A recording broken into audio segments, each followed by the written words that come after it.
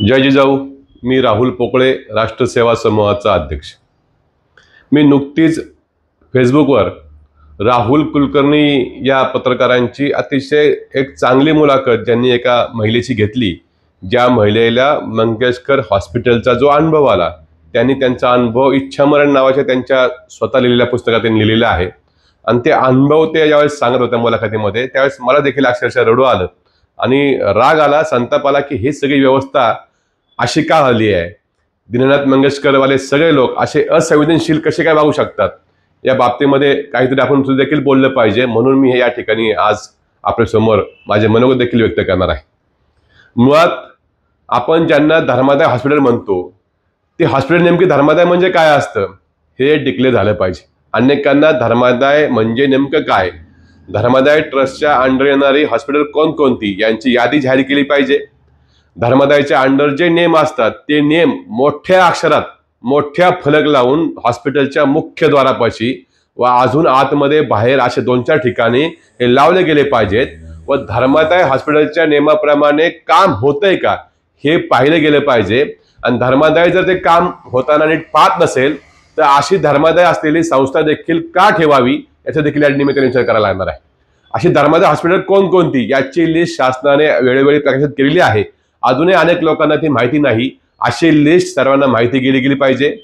पेपरमधनं जाहिरात देऊन ती सांगितली गेली पाहिजे. नियम कोणते असतात, निकष कोणते असतात व त्याचा त्या ठिकाणी नागरिकांना कसा फायदा होतो हे सगळं आता या निमित्ताने ऐरणीवर आलेलं आहे. आणि ते सगळं आवर्जून सांगितलं गेलं पाहिजे. ते ताकदीने आजपर्यंत सांगितलं गेलेलं नाही. कमी अधिक प्रमाणामध्ये सांगितलं गेलेलं आहे, परंतु आता ते पुन्हा एकदा नव्याने सांगण्याची गरज आहे की ज्याप्रमाणे मंगेशकर हॉस्पिटलचा अनेकांना वेगवेगळे अनुभव येत आहेत, आपापल्या पद्धतीने लोक शेअर करत आहेत, अशाच वेगवेगळ्या हॉस्पिटलचे सुद्धा लोकांचे असे अनुभव आहेत. त्यामुळे या धर्मादाय संस्थेच्या अंडर येणाऱ्या हॉस्पिटलच्या संपूर्ण कार्यप्रणालीवरती संशय निर्माण होतो. त्यासाठी आवर्जून या विषयामध्ये शासनाने लक्ष घालून या ठिकाणी धर्मादाय सगळ्याची ऑडिट केलं पाहिजे व त्याची श्वेतपत्रिका प्रकाशित करून सर्वच नागरिकांना त्या संदर्भातली जी काही खरी माहिती आहे ती दिली गेली पाहिजे. धर्मादायच्या ट्रस्टच्या नावाखाली नोंदणी करायची, फुकटच्या जागा लाटायच्या, गोरगरिबांना सेवा देतो म्हणून त्या ठिकाणी फक्त गल्ले भरायचे काम सुरू आहे. आणि त्या ठिकाणी माणुसकीचा गळा कापून संवेदनशीलता हरवून या ठिकाणी धंदे केले जात आहेत. या बाबतीमध्ये आपण सगळ्यांनी ताकदीने आता बोललं पाहिजे आणि यासाठी रस्त्यावरती आलं पाहिजे. अशा प्रकारचं वातावरण संपूर्ण समाजमानामध्ये आहे.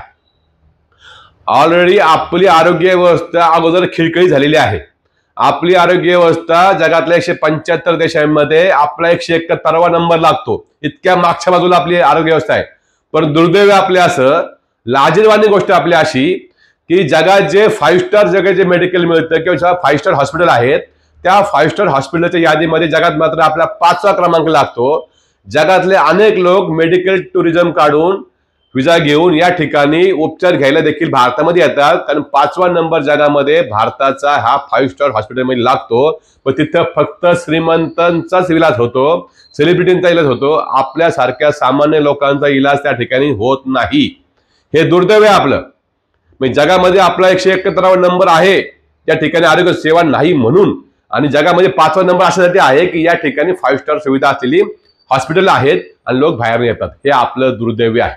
आज आपल्याकडे प्रचंड वानवा आहे. आपल्याकडे आज शहरी भागामध्ये 68% लोक व ग्रामीण भागामध्ये 57% लोक हे आपल्याला इलाज परवडत नाहीत, फी द्यायला जमत नाही, यासाठी स्वतःच्या मनाने औषधी घेतात आणि घरच्या घरी बरे होतात. ही आपल्याकडची नामुष्की आहे. हे आपल्याकडे सातत्याने होतंय. आपल्याकडे फार कमी खर्च ह्या आरोग्य सेवेवर केला जातो. निदान किमान 5% खर्च करावा अशी अपेक्षा असताना तो 1-1.5% पुढे अजूनही सरकत नाही. या ठिकाणी आपल्याकडे जवळजवळ 7 ते 8 लाख डॉक्टरांची आपल्याला गरज आहे आणि आपल्याकडे मेडिकल संस्थेमध्ये फक्त 6 ते 67 हजार जागा फक्त आपल्याकडे असतात. या अर्थाने पाहिलं तर आपल्या मेडिकल संस्थेची वानवा आहे. मेडिकल कॉलेज आपल्याकडे नाही, हॉस्पिटलचे आपल्याकडे वानवा आहे, डॉक्टर्स नर्सेसचे आपल्याकडे वानवा आहे. आपल्याकडे सगळ्या कमतरता जाणवत आहेत आणि मेडिकल शिक्षण इतकं महाग करून ठेवले. माझ्या मुलीला आता मी नीटची परीक्षा देऊन तिला डॉक्टर करायचं स्वप्न आहे. त्या नीटचा आता क्लास लावायचा होता म्हणून 5.5 लाख रुपये नीटचा आता क्लासची फी आहे. आता ही मी समजा इकडून तिकडून जमा करून फी कशी भरू शकतो, पण जे सर्वसामान्य माणसं आहेत अशा लोकांनी स्वप्न कशी कशी पाहायची, गोरगरिबांनी आपल्या मुलांना शिक्षण देऊन डॉक्टर कसं करायचं। आज आम्हाला शिक्षणाला बंदी नाही, पण शिक्षण इतकं महाग करून ठेवलंय की आज सुद्धा जगाच्या नजरेमध्ये आम्ही शिक्षण मिळत असून देखील मागासच ठरत आहोत, कारण ही सगळी यंत्रणा आपल्या सगळ्या माणसांना मुलांना शिक्षण घेऊ देत नाही। शिक्षण महाग करून ठेवलंय, 1-1 कोटी रुपये डोनेशन द्यायचं, 25-25, 30-30 लाख रुपयाची फी दर वर्षाला भरायची। हा सगळा प्रकार पाहता गोरगरिबांची मुलं त्या ठिकाणी संधी योग्यता असताना गुणवत्ता असताना सुद्धा त्यांना संधी मिळत नाही, त्यांना संधी मिळणार नाही। पैशाअभावी त्यांची स्वप्न ही धुळीच मिळणार आहे। अशा प्रकारे संपूर्ण व्यवस्था ही प्रचंड म्हणजे त्या अशा व्यवस्था उकरून टाकण्यात पलीकडे गेलेली आहे। अशा व्यवस्थेला आता काय बोलायचं, या भिसे प्रकरणावरून आता आपल्या सगळ्यांना या विषयाचं चिंतन व सगळे डॉक्टर्सनी आत्मचिंतन करण्याची अत्यंत गरज आहे। डॉक्टर्स लोकांविषयी आमच्या शंका नाहीत, परंतु अनेक डॉक्टर हॉस्पिटलच्या सिस्टीमला बळी पडत आहेत आणि ते देखील त्यांचा मूळचा जो सेवाभावी स्वभाव आहे तो विसरून त्या ठिकाणी या सिस्टीमच्या काळबाजारामध्ये समाविष्ट होत आहेत की काय, अशा प्रकारचं शंकेचं वातावरण 100% आहे। या बाबतीमध्ये डॉक्टर सहित हॉस्पिटलच्या सगळ्या मॅनेजमेंटनी आत्मचिंतन करण्याची गरज आहे। शासनाने याच्यावर कठोर पावलं उचलली गेली पाहिजेत व आरोग्याची हेळसांड करणाऱ्या माणसांच्या जीवावर बेतणाऱ्या या सगळ्या हॉस्पिटलला तंबी भरून यांच्यावर अंकुश ठेवणारी यंत्रणा कायम स्वरूपाची बळकट केली पाहिजे। माझी मायबाप सरकारला विनंती आहे, मी मायबाप सरकारमध्ये सुद्धा काम करतो, विनंती आहे की आम्हाला बाकी काही नको, निदान आमच्या मुलांचं KG to PG शिक्षण हे मोफत होईल। आम्हा आई वडिलांना त्या ठिकाणी शिक्षणाची फीची भीती वाटणार नाही, काळजी करायला लागणार नाही, अशा प्रकारची शिक्षण व्यवस्था असावी व आमच्या मुलांना, आमच्या आई वडिलांना, आमच्या कोणत्याही नातेवाईकांना कोणताही आजार झाला तर शासन त्या ठिकाणी उपयोगी पडणार आहे अशा प्रकारची व्यवस्था, आरोग्य व्यवस्था मोफत असावी।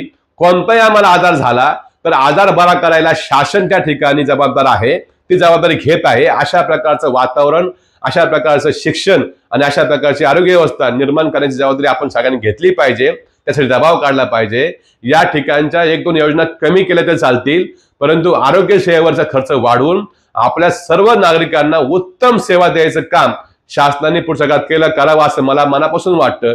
यासाठी शासनासहित सर्व लोकांनी आमूलाग्र बदलण्याची गरज आहे। तो बदल आपण स्वतःमध्ये करायला सुरुवात केली का, याचा देखील या निमित्ताने आपण सगळ्यांना विचार करावा लागणार आहे। धर्मादाय संस्थेच्या नावाखाली ज्यांनी रजिस्ट्रेशन घेतलेत अशा सगळ्या संस्थांचं ऑडिट होणं गरजेचं आहे। अशा सगळ्या संस्थांना या निमित्तानं विचारणा करावी लागेल। जी लुटमार लोकांची चालू आहे ती लुटमार सगळ्यांनी थांबवली पाहिजे व लोकांना स्वस्त आणि चांगले इलाज त्या ठिकाणी मिळाले पाहिजेत, अशा प्रकारचं वातावरण निर्माण व्हावं अशी अपेक्षा या निमित्ताने व्यक्त करूयात। आणि जे दीनानाथ मंगेशकर हॉस्पिटलमध्ये ज्या प्रकारे झालं, भिसे कुटुंबांचा एक बळी त्या ठिकाणी गेला, असे बळी रोज जात आहेत, यांचं प्रकाशित झालं, उजेडात आलं, लोकांसमोर आलं म्हणून सगळ्यांना माहिती पडलं।